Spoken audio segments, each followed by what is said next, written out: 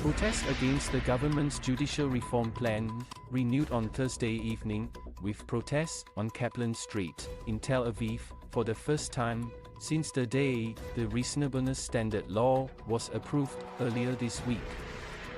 The protests began with a march on Rothschild Street in Tel Aviv, which was set to arrive at a demonstration on Kaplan Street, planned for later in the evening. Our protest is a non-violent protest and will remain so throughout. Non-violence is important to achieving our goals. The surest and fastest way is through non-violent, but impolite, civil resistance. The police are our brothers, stressed the protest movement, advising protesters to record any unusual case of police violence or inappropriate behavior. After a series of violent incidents during the protests in Jerusalem and Tel Aviv on Monday, police were reportedly preparing on Thursday for the possible need to use riot dispersal methods, including tear gas, skunk water, batons, and stun grenades.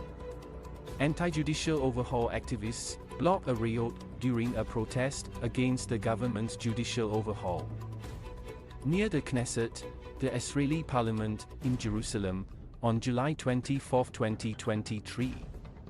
Credit: Chaim Goldberg/Flash90.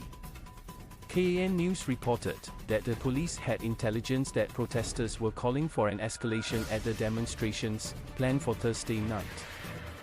The preparations tonight for the demonstration in Tel Aviv are more massive, because after what we saw on Monday, we understand that they are coming to fight the police, a senior police official told KAN.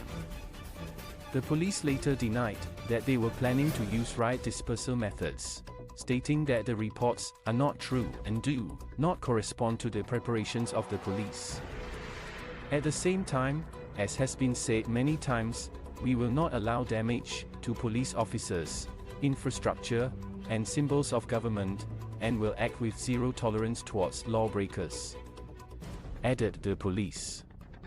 The Kaplan force expressed outrage at the reports that tear gas could be used against the protesters, stating, "We call on the police chief to order the police spokesperson to stop his unnecessary and false campaign against the protest, and to make sure with his subordinates that the police will behave as expected tonight, protect the protesters, and allow the right to protest. The spokesperson should keep his political opinions to himself.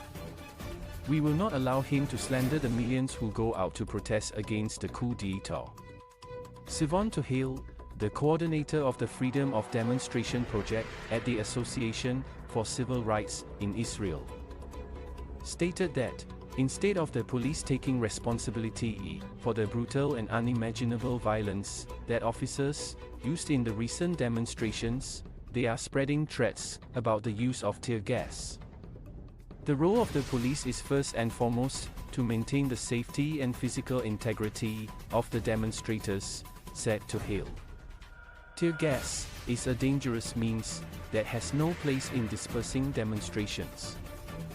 This is an indiscriminate measure, which can cause prolonged damage to various body systems and can even endanger the lives of populations at risk, children, the elderly and people with underlying diseases.